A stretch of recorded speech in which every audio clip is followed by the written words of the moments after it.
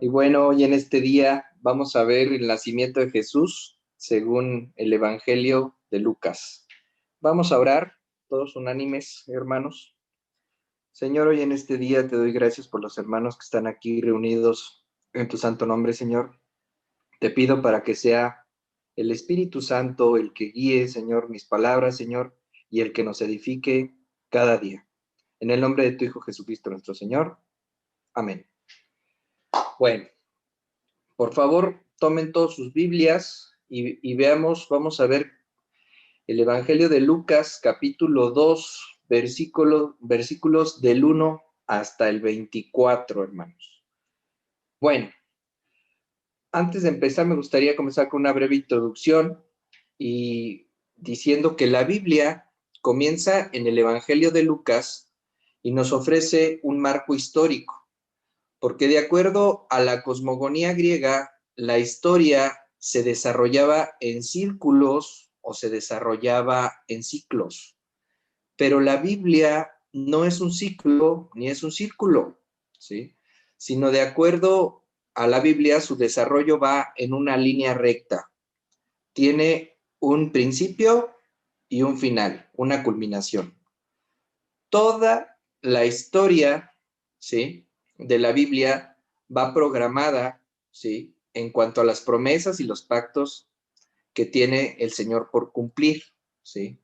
Nosotros veremos que al final de la historia vamos a ver el triunfo del bien sobre el mal y la recompensa de aquellas personas que a través de la historia obedecieron y se entregaron a Jesucristo, el Hijo de Dios.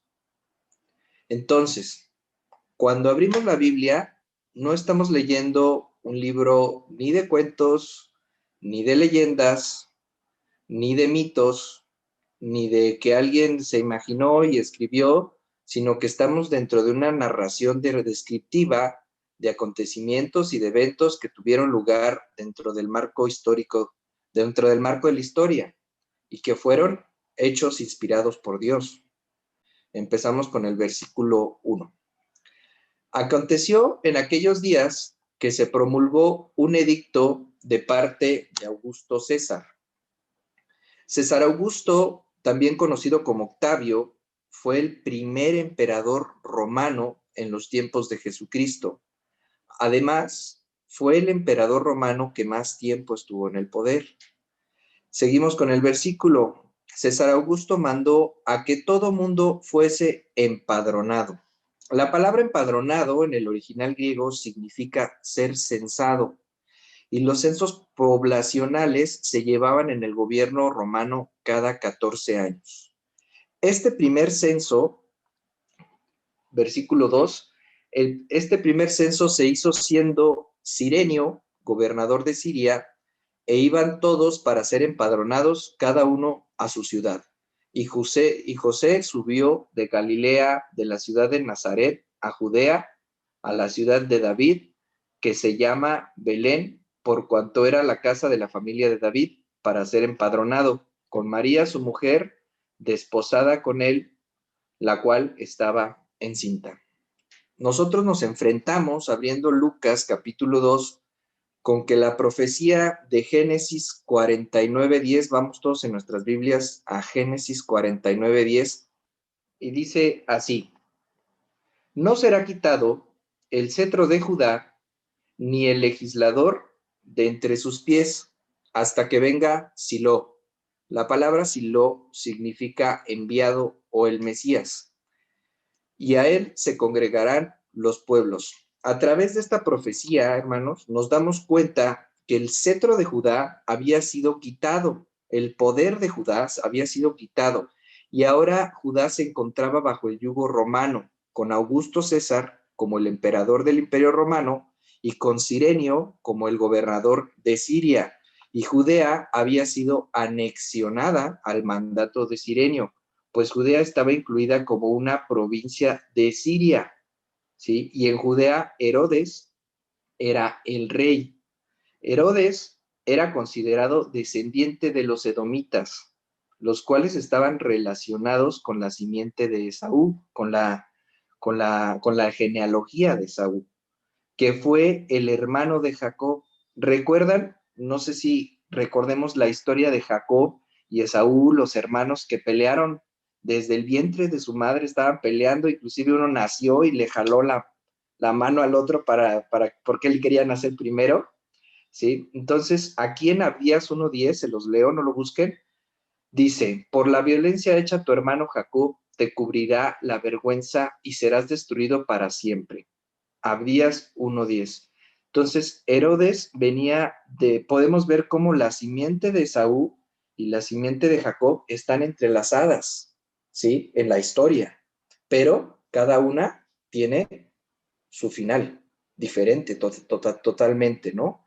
Porque Herodes era hijo de Herodes el Grande y por tanto era apartado de la gloria del Señor. Ahora, cuando Jesucristo nace en la tierra prometida no estaba en manos de Israel, como lo estamos viendo históricamente, estaba en manos de un gobierno pagano, que era el gobierno romano, y los sacerdotes de Dios ya no eran ministros de Dios, sino que eran sirvientes asalariados en un mundo pues pagano, secular, idólatra, ¿sí? Pero ahora llegaba al mundo Silo, el Mesías, y su llegada al mundo estuvo rodeada dentro de un marco de eventos extraordinarios que esta mañana vamos a ir desmenuzando, que vamos a ir analizando. En primer lugar, el empadronamiento, el censo que se llevó a cabo, fue usado por Dios para traer al Mesías en el lugar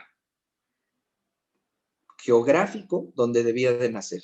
Esto lo podemos ver en Miqueas capítulo 5, versículo 2, 650 años antes de que el Mesías naciera. Y dice así, pero tú, Belén, Éfrata, pequeña para estar entre las familias de Judá, de ti me saldrá el que será el Señor en Israel. Y sus salidas son desde el principio de los días de la eternidad. Aquí la Biblia profetiza con detalles que cuando viniera el Mesías, el Salvador del mundo, iba a nacer en un lugar geográfico determinado. Ahora, si nosotros vamos a Lucas, nos damos cuenta que María y José no vivían en Belén de Judea, vivían en Nazaret, que se encuentra a 120 kilómetros de Belén, más o menos 2 a 3 días de viaje. ¿Ok? Vámonos, por favor, el versículo 4, que dice del texto base, que dice así. José subió de Galilea, de la ciudad de Nazaret, a Judea, a la ciudad de David, que se llama Belén. Ahora podemos ver que el censo fue lo que provocó este traslado. Pues Dios, trabajando detrás de todos esos sucesos históricos que llevaron a la profecía que se cumpliese, tenían que todos regresar al lugar de su nacimiento para ser censados y pagar impuestos. Obviamente el gobierno romano no iba a dejar que ese paguito se les escapara. Dios estuvo en control. Podemos ver que Dios estuvo en control de todos estos eventos históricos para que su palabra se cumpliera, como dice en Isaías capítulo 14, versículo 24, Jehová de los ejércitos juró diciendo, ciertamente se hará de la manera que lo he pensado y será confirmado como lo he determinado. Aquí en Isaías podemos ver que todo lo que Dios tiene en su cumplimiento, en sus pactos, en sus promesas, ¿sí? Son sucesos extraordinarios que se van a cumplir en el tiempo determinado. En segundo lugar, vemos que que el Señor forza de alguna manera, por no decirlo así, pero de alguna manera obligada, no sé, por cumplir una obligación del Estado, ¿sí? Forza a José y a María a ir a Belén, pues todos tenían que regresar al lugar de su nacimiento, dice la Biblia, que tenían que subir de Galilea a Judea y de ahí a Belén, ¿sí? A la ciudad de David. Entonces, encontramos también varios indicios en la Biblia que muchos sabían del nacimiento de Jesucristo, que esto de la profecía no era algo a escondidas, muchos lo tenían presente. Vamos a Mateo 2, del 5 al 6, y dice así: ellos le dijeron, en Belén de Judea, porque así está escrito por el profeta, y tú, Belén de la tierra de Judá, no eres la más pequeña entre los pobres de Judá, porque de ti saldrá un guiador que apacentará a mi pueblo Israel. Ahora vamos a Juan capítulo 7, del 40 al 43. Entonces, algunos de la multitud, oyendo estas palabras, decían, ¿verdaderamente este es el profeta? Otros decían, este es el Cristo, pero algunos decían, ¿de Galilea ha de venir el Cristo? ¿No dice la Escritura que del linaje de David y de la aldea de Belén, de donde era David, ha de venir el Cristo? Hubo entonces disensión entre la gente a causa de él. Vemos entonces, hermanos, que el mismo pueblo estaba consciente de las profecías, ellos ya lo estaban esperando, no eran ignorantes, ¿sí? Que habría de nacer en la ciudad de Belén, ¿sí? Y finalmente este hecho histórico, el censo, ¿sí? Que se lleva a cabo antes de que nazca Jesucristo, ocasiona que se cumplan las escrituras, ¿sí? Vamos ahora al texto base, Lucas 2 del 5 al 6. Texto base, Lucas 2 del 5 al 6. Dice así: para ser empadronado con María su mujer, desposada con él, la cual estaba encinta. Y aconteció que estando ellos ahí, se cumplieron los días de su alumbramiento. Podemos ver cómo Dios, a través de un censo, a través de un hecho histórico, lo que provoca es el cumplimiento de su palabra. Ahora, podemos imaginarnos que María estaba encinta y las condiciones de su viaje fueron muy difíciles. A lo mejor ellos ya tenían planes para que el bebé naciera en Nazaret, a lo mejor ya tenían la cunita comprada y el cuartito donde iban a nacer, pero el Señor les dijo, no, se me van para Belén para el cumplimiento de mi palabra. Ellos tuvieron que caminar 2 o 3 días para que se cumpliese lo que el Señor les tenía preparado. Versículo 7. Y dio a luz a su hijo primogénito, y lo envolvió en pañales, y lo acostó en un pesebre, porque no había lugar para ellos en el mesón. Podemos ver la sencillez con la que nació Jesús. No nació en el Ángeles, no nació en hospitales caros, no nació con enfermeras, con anestesiólogos, con especialistas, nada de lujo, solamente lo más humilde, ahí nació el Señor.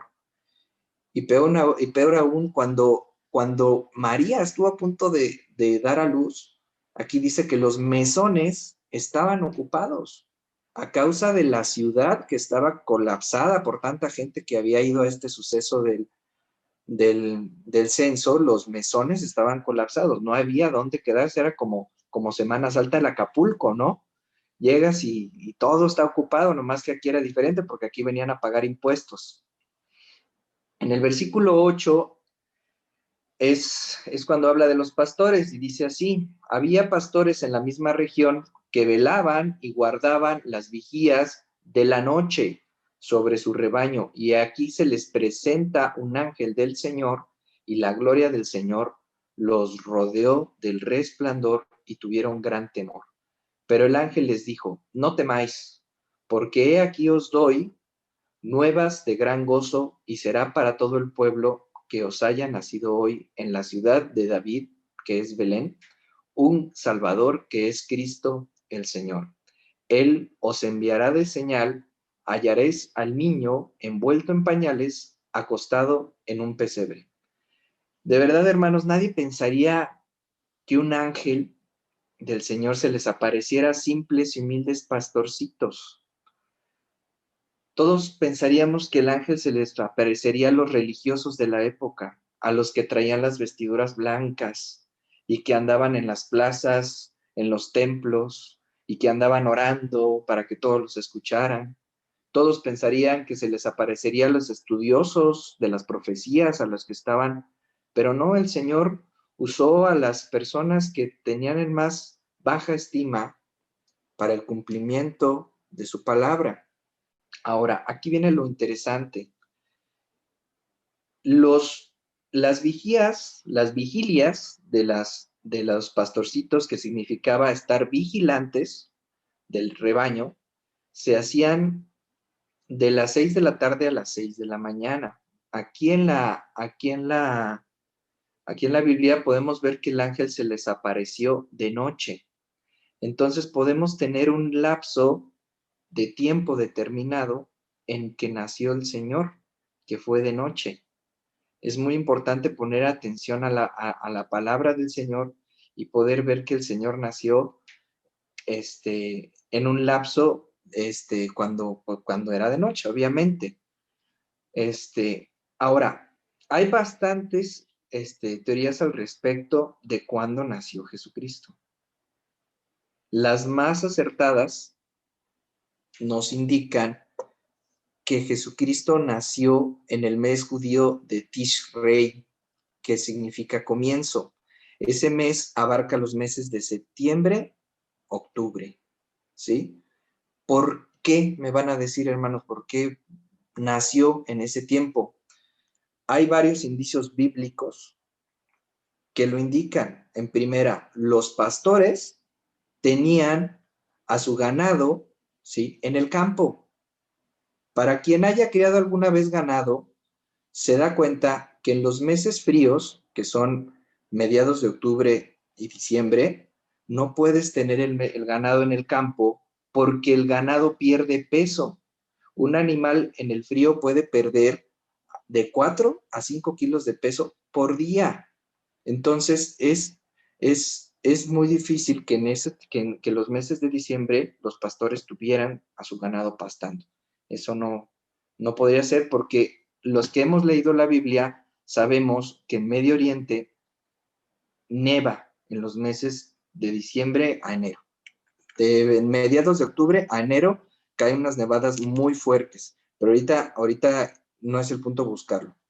Sí, ahorita lo que quiero es buscar las razones de por qué Jesucristo no ha nacido en diciembre. Ahora, la segunda razón de que Jesucristo no nació en diciembre fue el peregrinaje de José y su esposa.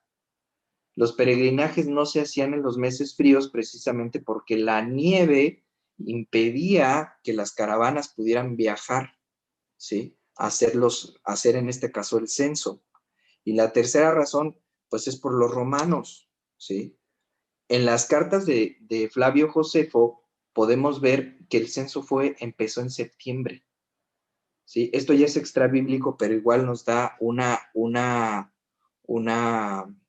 reseña de cuándo pudo haber sido el censo, ¿sí? Y en qué meses comenzó el censo.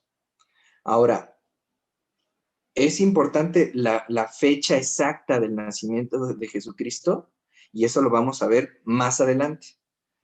Eso lo vamos a ver más adelante para que estén bien atentos a lo que viene.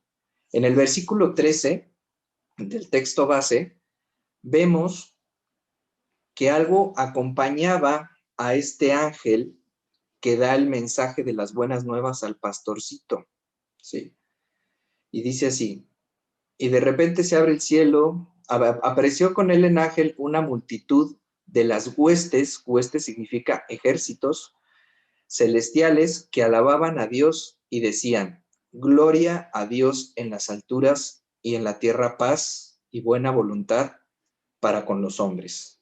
Imagínense, hermanos, el lugar donde no había elementos esterilizados, donde no había ninguna comitiva importante aquí en la tierra, pero en lo celestial, ¿sí?, había millones de ángeles, todos juntos al unísono para acompañar el nacimiento de este bebé, del Hijo de Dios.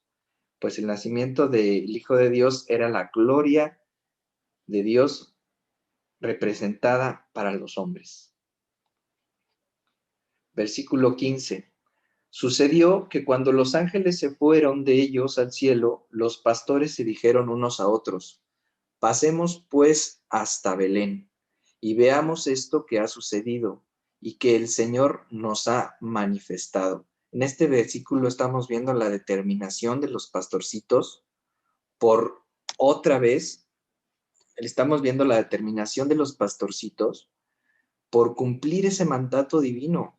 en este momento el Señor no estaba, los pastorcitos no estaban que si mi oficio, que si mi ganado, ¿no? Ellos estaban dispuestos a cumplir lo que el Señor les había mandado. ¿Sí? Versículo 16.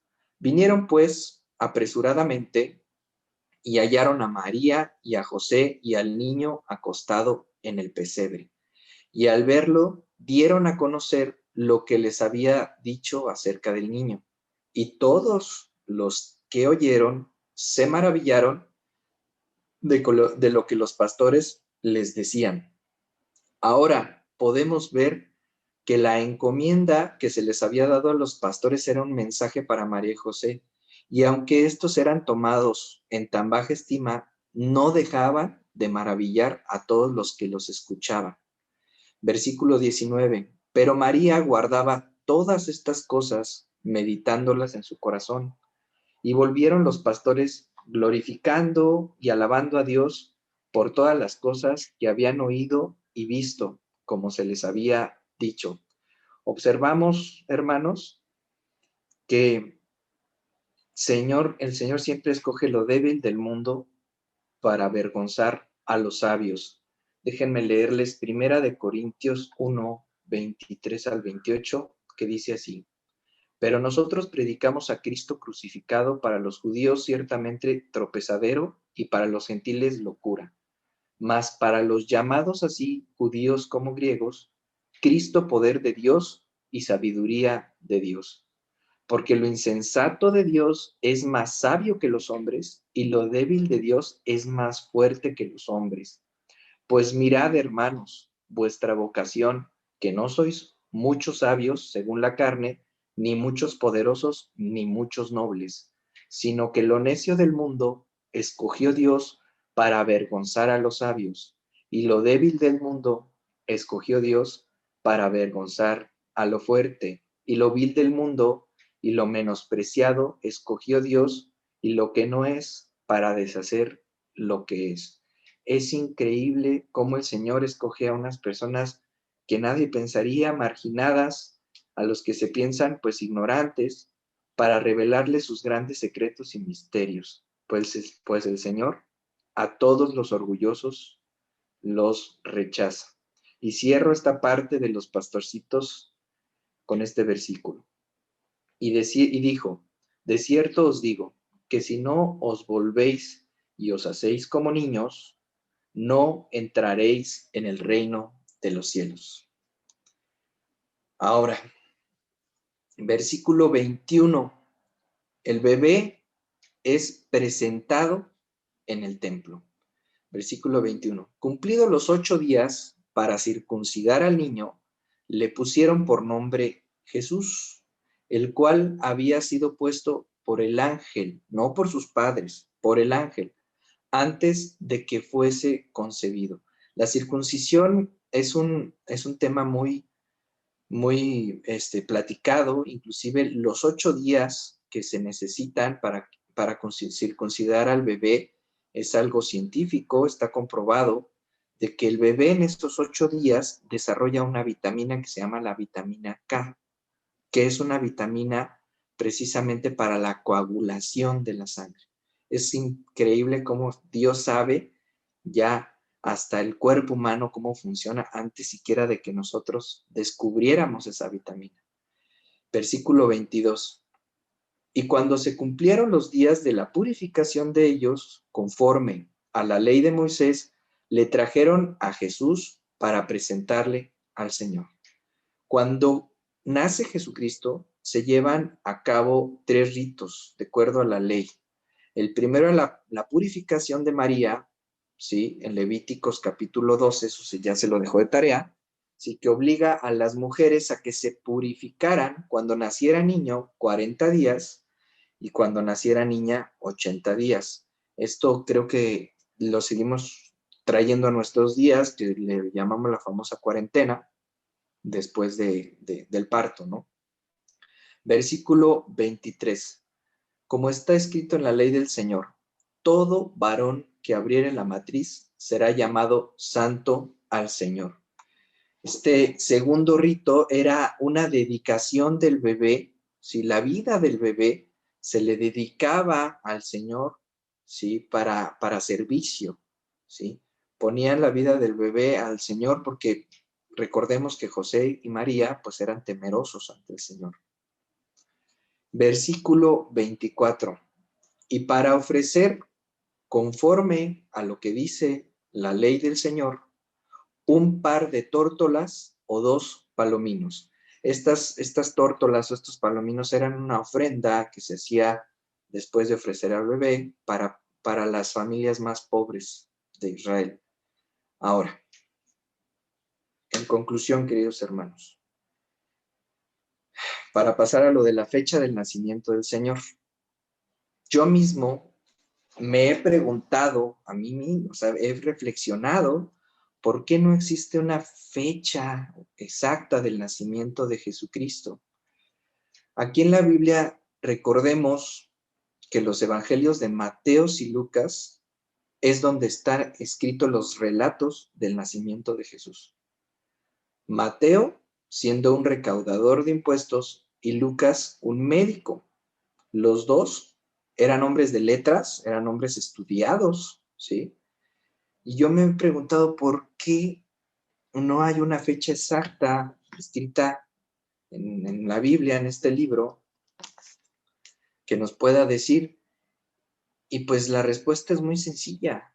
La verdad es que no es necesaria una fecha para seguir a Cristo.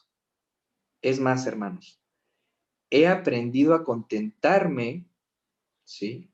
A contentarme sin tener ese dato.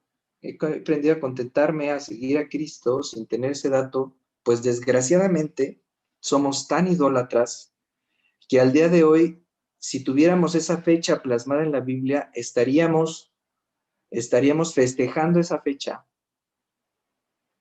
en lugar de seguir al Hijo de Dios, como lo hacemos hoy en día, ya que estamos más acostumbrados a festejar los regalos, lo material, los alimentos, ¿sí?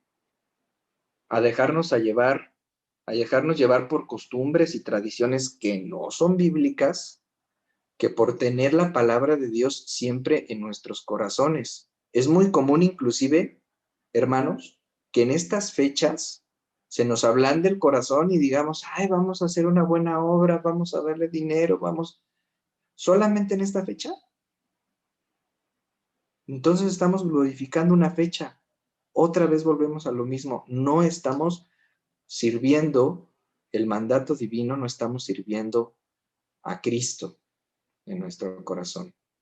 Ahora, hermanos, también les insto y les suplico a escudriñar la palabra, que no seamos engañados para servir, escudriñemos para discipular, para evangelizar, no dejándonos engañar por lo que el mundo dice.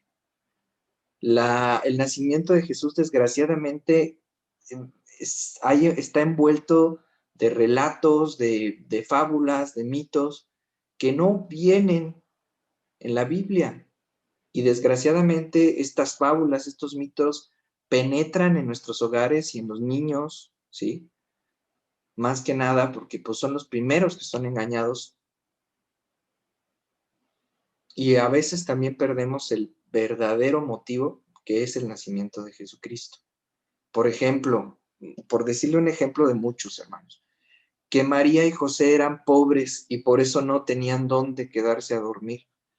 Falso, hermanos. Ahí está que la ciudad estaba colapsada por este evento del censo, que había mucha gente, no había dónde quedarse en el mesón, y por eso tuvieron que quedarse a dormir en un establo, ¿sí? Pasaron la noche en un establo, ¿ok? Que los Reyes Magos, que Melchor, Gaspar, si iban en un caballo, falso, hermanos. Ahí está el relato de los magos y eso se los dejo de tarea para que escudriñen la Biblia. ¿Sí? Hermanos, con esto que les vengo a decir, no les estoy diciendo que no celebren la Navidad en sus hogares, ¿sí? Sino que lo único que les pido es que sean luz en sus hogares, que no pierdan de vista el verdadero motivo del nacimiento de Cristo, que estén a lo mejor con ahorita que no nos podemos reunir, pero me imagino que en sus casas van a hacer a lo mejor alguna cena, alguna reunión pequeña. Entonces en sus casas puedan decirles, oye, tío y hermano, ¿sabes que los Reyes Magos no existieron? Que no existió lo que nos enseñaron, mira, aquí dice en la Biblia. ¿Sabes que María y José no eran pobres? Pues sí, iban a pagar impuestos. Lo que pasa es que no encontraron lugar donde pasar la noche, ¿sí? Y puedan, a través de este bonito relato bíblico que es el nacimiento del Señor, puedan de verdad compartir con sus seres queridos, sean luz en sus hogares, no sean como candelabros que se apagan, ¿sí? Instarlos a eso y pues que el amor de Jesucristo reine siempre en todos sus hogares. Bendiciones, hermanos. Muchas gracias por escucharme. De verdad, muchas gracias.